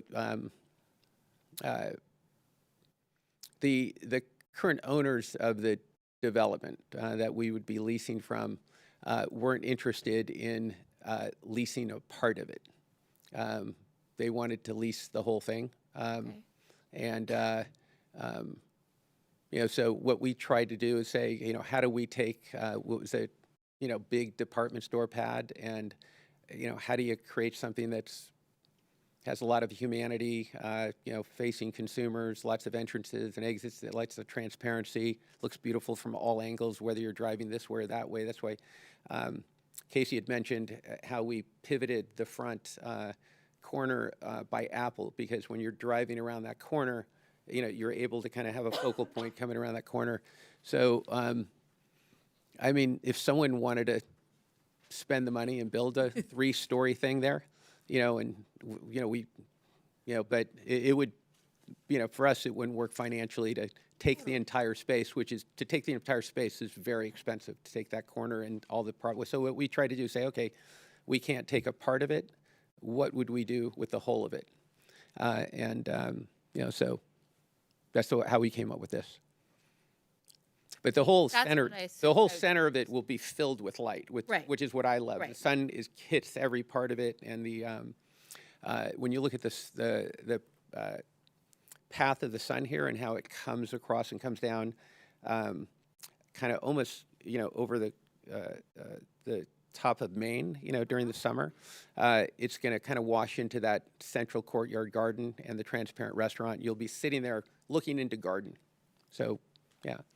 100%. Yeah. So that sort of gets to my last question, it's kind of multi-part. So kind of the intent of those walkthroughs, if their intention is the public, if their intention is RH visitors, sort of what is the intention?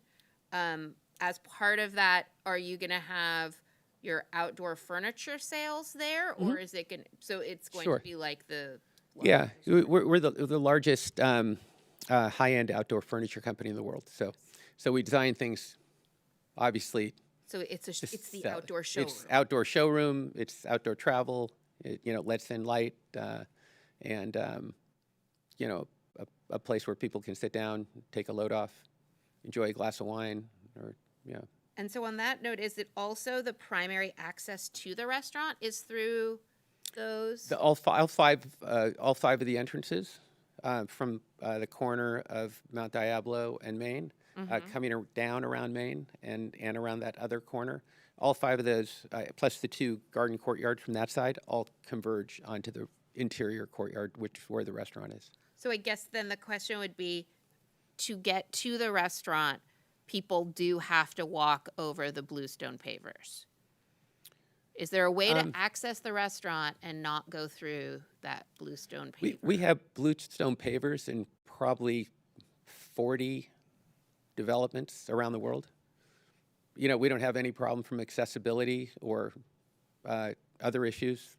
I mean, it's all handicap approved. It's all accessible. So, Great. yeah. Just in the renders, the way that they were laid did not express that. There's a, I think, 1.5 inch, 2 inch gap in between, but it's filled with decomposed granite. So, but we've never had one not pass accessibility. Great. Yeah, Thank you. Thank you. I have a follow-up question to one of those. So the benches and outdoor furnishings that are displayed in the walkways, are those for people like waiting for a table, or is it like I've come in with my coffee and I have no intention of going to the restaurant and it's like a public space? What is the Yeah, well, purpose of we those? don't have an objective of building a loitering space. Yeah. Let's just say that it is our outdoor furniture. It's all for sale. Someone's waiting for a table, so on and so forth. If people just want to kind of camp out for a long time, we might kind of say, this is not like, it's not really public space, but it acts as public space. All of our rooftops that we built act as public space. But every once in a while we've had people on Melrose Avenue in Los Angeles show up at Thanksgiving with a giant, foil wrapped turkey and laid out Thanksgiving for 20 of their family members. We said, look, happy Thanksgiving, but it's like, it's the day before Thanksgiving, and we said like that, this is not the intent we have here. We want it to be open, and we want it to be accessible, but we're not really a public park. Okay, Yeah, thank you. yeah. Hi, Hi, thank you for your detailed presentation. thank you. So I have follow-up questions to all of those questions and a number of notes here from my reviews. My one question is specifically about the corner you mentioned, and also staff mentioned the predominance of that corner and the historic nature of that corner. And I have a question similar to Cricket's, which is Walnut Creek is Walnut Creek, and there are different buildings on the different corners, but it's not Palm Desert, and it doesn't, the treatment of that corner for me, my question is the allowed height there is 35 feet, which would give your corner building a little more presence and a little less linear blending into everything else that you're doing. Is there a possibility that you could take advantage of that 35 feet and give us a little bit more presence on that corner?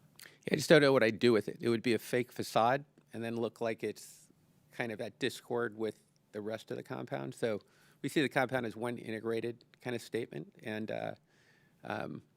when you see it at 22 feet, if anybody's ever in Los Angeles, we just bought a business and the real estate, a high-end design showroom called Formations in Denison Lean.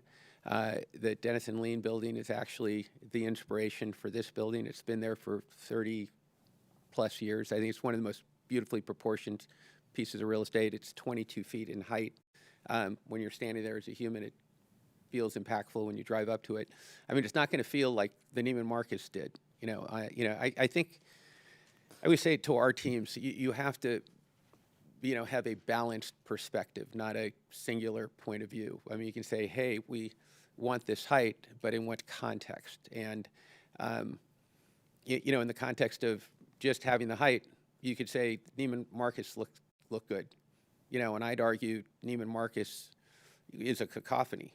I mean, it's mostly opaque walls with no windows. I mean, on the best corner, and even the little glass thing that's on the corner that, you know, I don't know if it's an art glass thing or what it is, it's opaque. There's no door, there's no entrance. And, you know, I've lived in the Bay Area my entire lifetime, and I've been over here a lot. And no one is walking around in that area, on that building. No one's walking in and out. And if you walk in, you kind of want to walk out because there's no natural light in that space. There's no fresh air in that space. So, you know, I think the idea is what can be done with that space? I mean, if someone's really big and someone wants to build a big retail store that's 35 feet high, and we built them bigger than that, it's not economically viable for us to do that here. Might be for someone else, or it might be, you know, good for someone to use the current space and punch some holes in it somehow. So, you know, what we try to do is say, you know, what can feel to us like California. I mean, beautiful heritage olive trees, you know, marching around the site and through the site. Some palm trees at the focal points feels very California, maybe more Southern California. We're building in Palm Desert. It doesn't look like this. We're building right you know, right now. I mean, you know, we can darken the plaster if the light plaster looks a little too light. But I believe it will be the most beautiful and architecturally beautifully proportioned building in all of Walnut Creek. I mean, series of buildings, you know, so,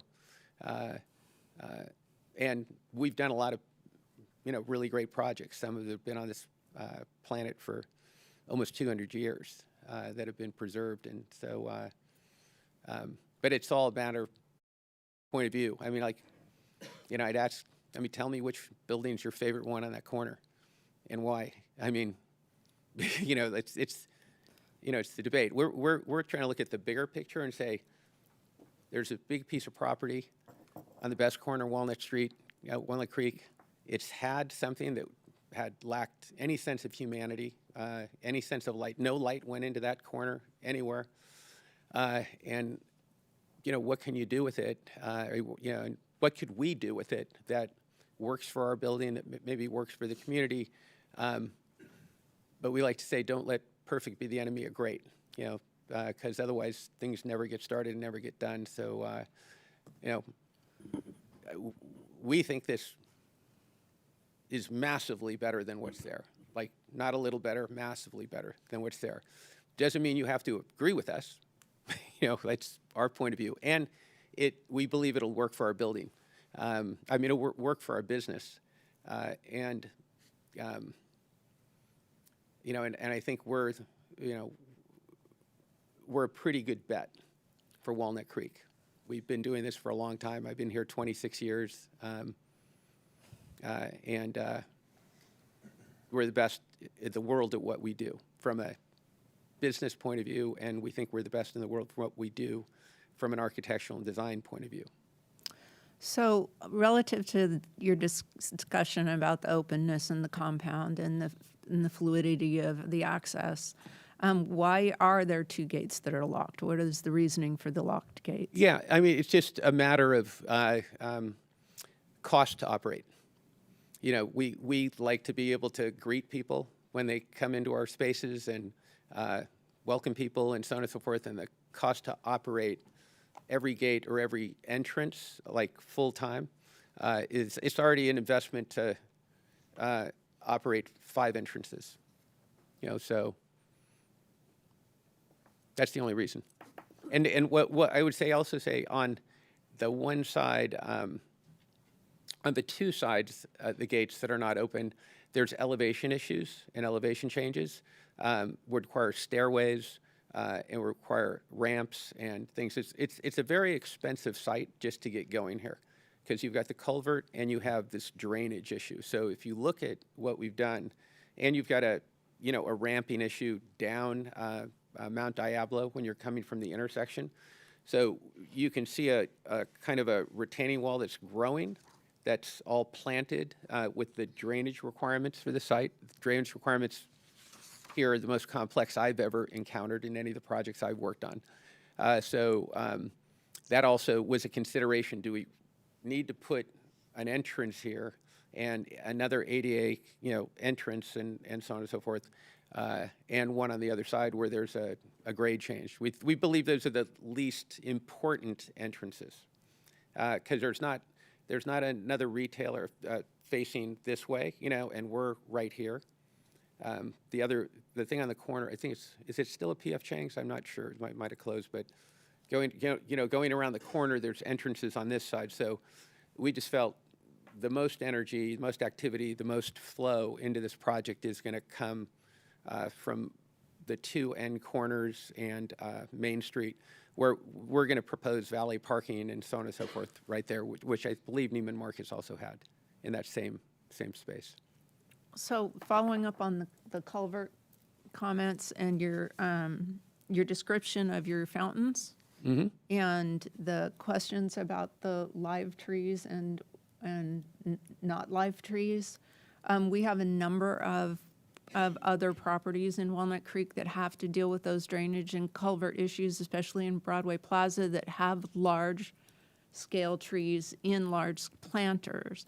Could you conceivably do something like that and have live trees in similar basins to your fountain basins and keep it cohesive? It's just going to look different. Like I think we have, how many olive trees do we have? 32 olive trees on the site? 40 total heritage olive trees, all planted fully down to the ground in the base, and they're all going to look magnificent. And then, we'd wind up, I think, what do we have, 8 on that side? 8 on that side that would be in planters. It would just create a level of discord, and people would go, well, why'd they do that? I guarantee you, if you've ever been to R.H. Yountville, we actually built the restaurant with a glass roof, and I dug down in the ground, and I built giant planters inside that building. And my idea was to have live olive trees that you dined under, and in the first year, they died. And I still have the bases, and we replaced them with freeze-dried olive branches and stuff. Nobody can tell. I can't even tell when I go in there. But if you were going to be in Napa anytime soon, you wanted to go to R.H. Yountville, if you go into the main restaurant part, you'll see something like that. Nobody can tell. We have inside, outside. It's all these olive trees are aligned. We open the windows. Nobody has ever went, oh, these are fake, because the whole wood structure in base is an original. All the branches are. All you've got is some of the little things with the leaves. Otherwise, it's a 100% olive tree. It's just been preserved. I guess the concern that we've expressed is removing live trees and replacing them with non-live trees. There are no So live you trees could over look- there. No, on the street. Yeah. So if you could look at that and also look at some cohesiveness with Walnut Creek, as you mentioned, it's not necessarily a palm tree city. I understand your design, and I understand it's classical, and I get that. But maybe just take another look at that before you go to Planning Commission. Okay. We're still in questions. Anybody have any more questions? There's a lot of explorations there. I'm not going to make comments now, but I think I will say this. Looking at the breadth of this, I'm going to get to a question, but there's a lot of sameness across the frontage. Is there a way to open up your kit of parts a bit to provide maybe a different feel and cadence along the street at scale with not Broadway Plaza, but the rest of Walnut Creek?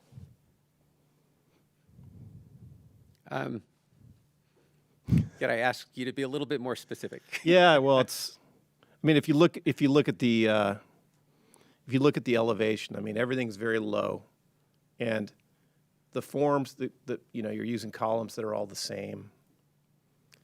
Is there a way to vary the frontage a bit more? So it all looks. Yeah. Okay. Well, that'll be something I'll talk about in my comments. Yeah. And I'm not going to make comments right Yeah. now because I think if we're done, we're going to go to public comment, right? Yeah. I mean, thank you very much. Yep. If nobody has anything else, that's the end of your presentation, right? Yep. Okay. That's all I got. Cool. Okay, thank you. Thank you. So let's go on to public comment. Do we have any public comment? I have not received any cards, but doesn't mean we don't have any public comment. Does anybody want to turn in a card and make a public comment? No, a lot less spectators tonight. Okay, good. This will go quickly. Let's go on to commissioner comments. Does anybody want to begin? First of all, thank you very much for your educational presentation. And also, I commend you on rescuing older historic buildings. I did that for a living for a while, and I'm very much appreciative of that. And that sort of goes back to my comments about Walnut Creek being sort of Walnut Creek and not Palm Desert. That was because we do have a limited number of buildings that we can restore and or copy here, but maybe as the chair stated, you could take a look at varying that a little bit so that it fits in a little better with the surroundings and with the feel and architecture of Walnut Creek, which is a little more Northern California traditional. That would be my comment.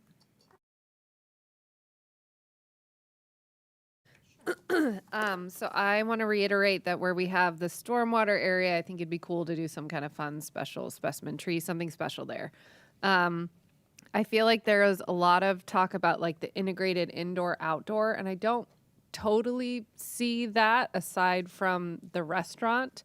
So I just would love to see some way that it's like if I weren't shopping for furniture and I weren't looking for interior design, like what's pulling me there in addition to the restaurant? And it just is just my wish list, so bear with me. But I was like, I don't know, maybe there's like a cafe or something.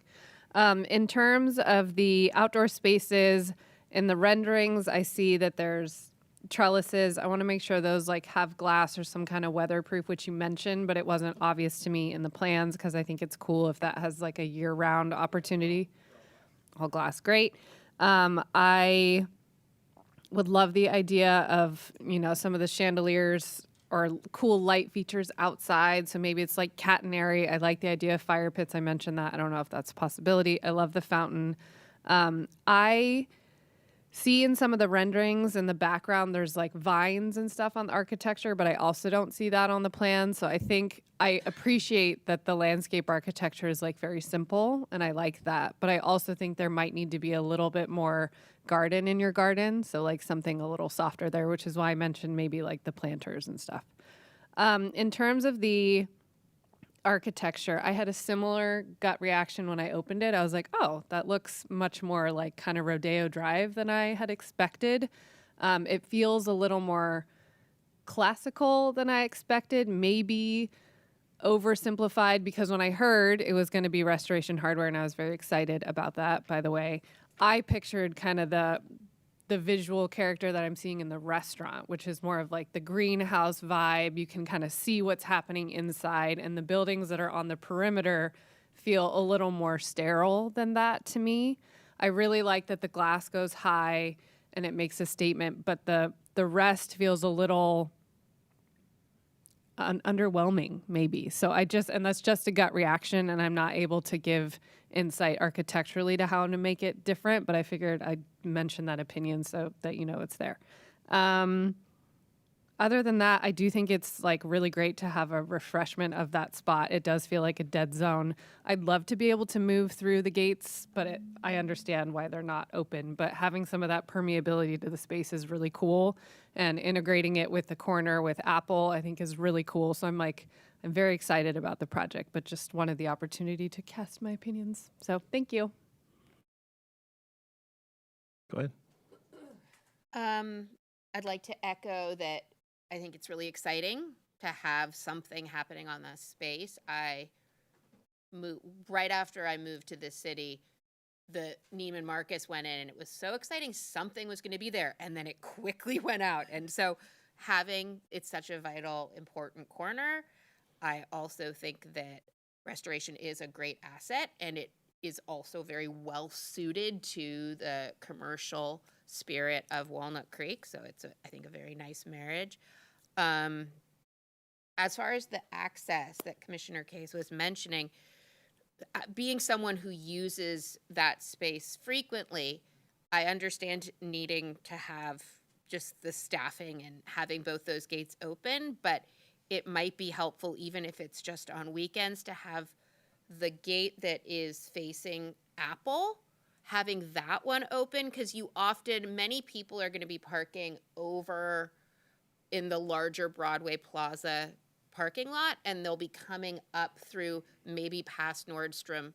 And so it would just be another nice access to have. So I understand that might not be possible, but it would, as far as just the flow of it, I think that would be nice. And that's about it. I appreciate it being here. I think we have sort of a reaction to the facade because of its brightness.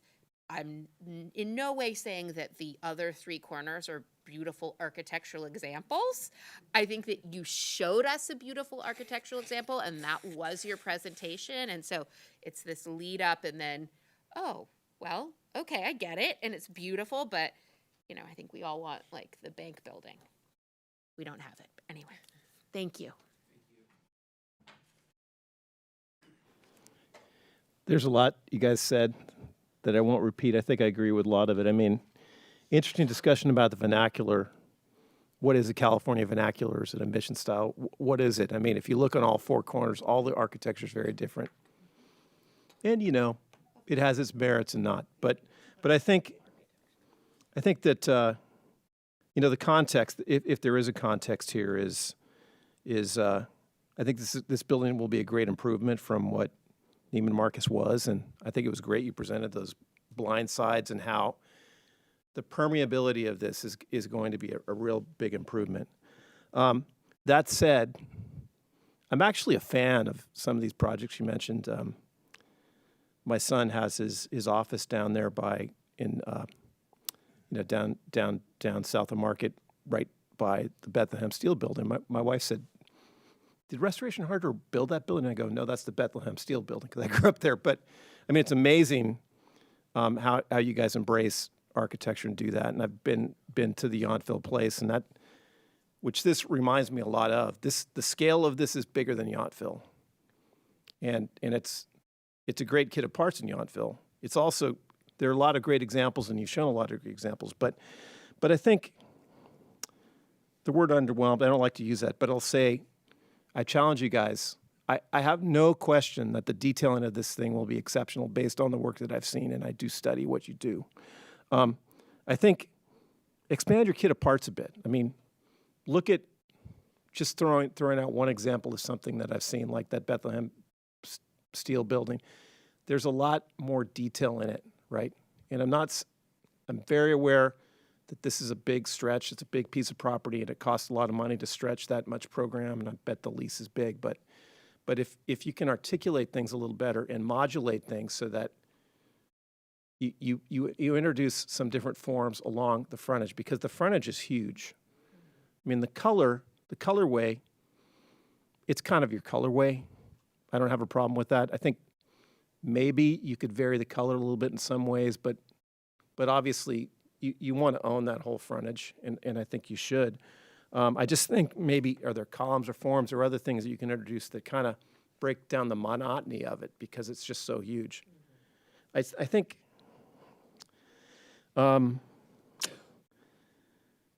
it is an important corner. It's equally important to the other four corners. The height at 22 feet, I thought it was very interesting tonight that we're presented on one corner, an 8-story building that's entirely out of scale and is absolutely right up against the property line. And then here you guys are at 22 feet, and you're actually volunteering to push back and actually make the permeability. I think you're going to have a lot of success with the permeability. I think if there's a way you can push that height up somehow, I don't know how, and obviously you're not going to add more program, you're not going to add a roof deck, I understand why, but but if it could be raised a little bit more somehow, I think it'd be helpful. Maybe the middle building could be taller and the other ones on the side could be smaller, just to get some different modulation, because it's such a broad area. You know, you've done a nice job of breaking the block down in cadence, but like maybe breaking it down in height, maybe having some different heights subtly might help. Again, we're just tinkering here. I think.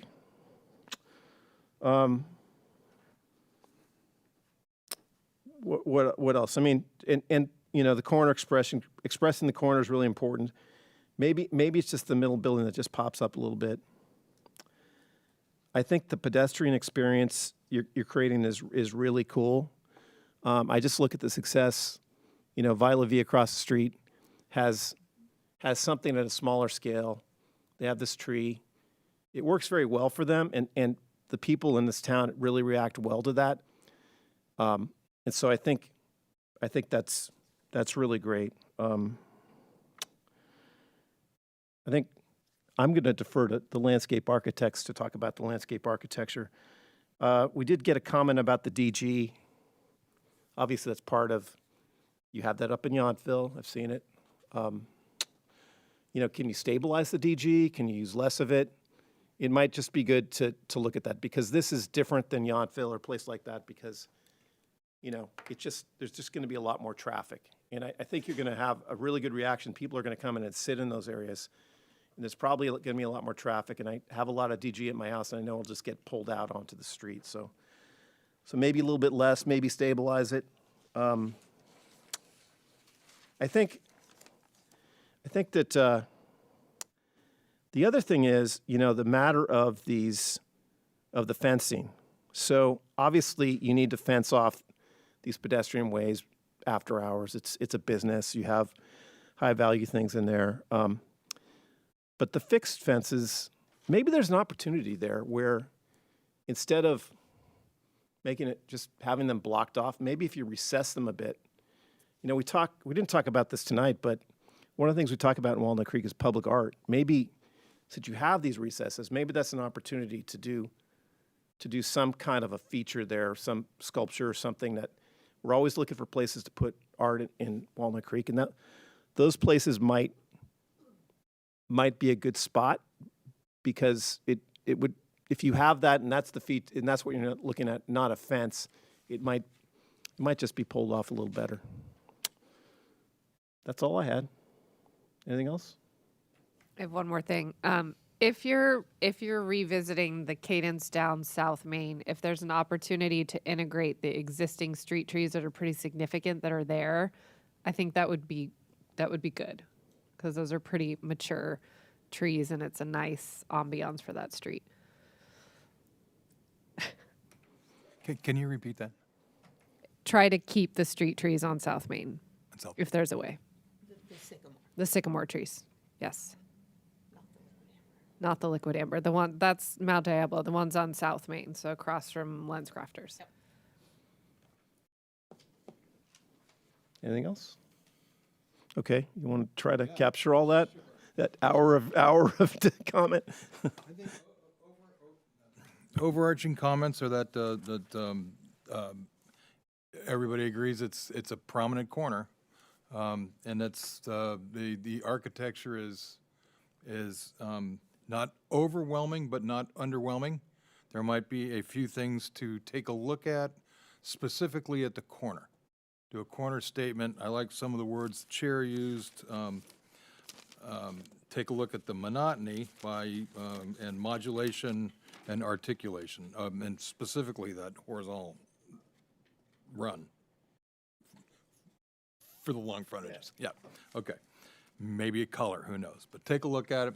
Maybe suggest a couple different variations to show to the Planning Commission, and maybe say why or why not these would work. Yeah. Okay. Let's see, that's two of those.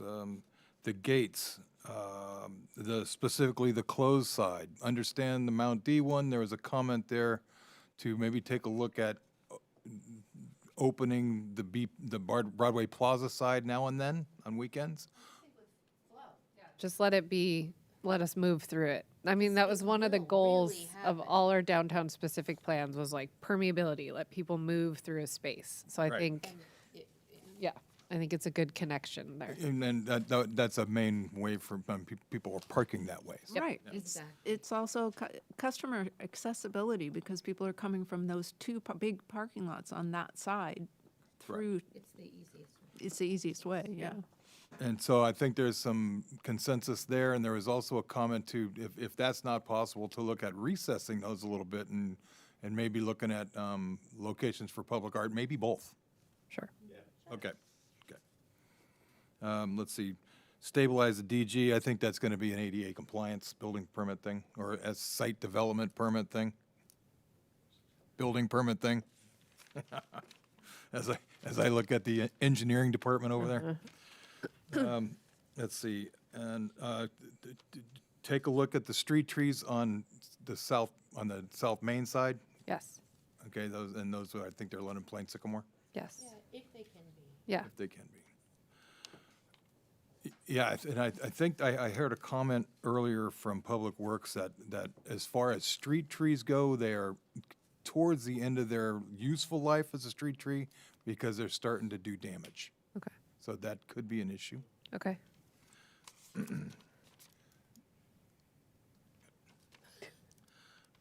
Let's see, there was other comments about, the trellises did have glass. Yep. Okay, never mind, that Yep. was That handled. was confirmed. As far as landscaping goes, there was some comment about the vines, should the vines be shown on the landscape plan? Did they add value? Yeah.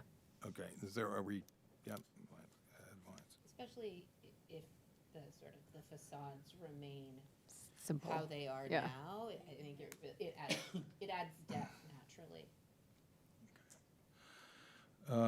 Let's see, I think everybody was on board with the further development of the stormwater area between the Apple Store and the RH? Yep, okay. And I think that's all I have. Yep. That's good for me. I think you got it. And we're excited. Yeah. Thank you guys for staying in Walnut Creek. Yeah. None of us said that. 26 years, that's great. Yes, thank We're you. excited. Thanks. Thanks.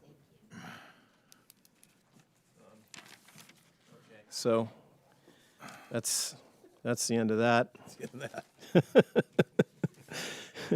Commission considerations. Is there any commission considerations?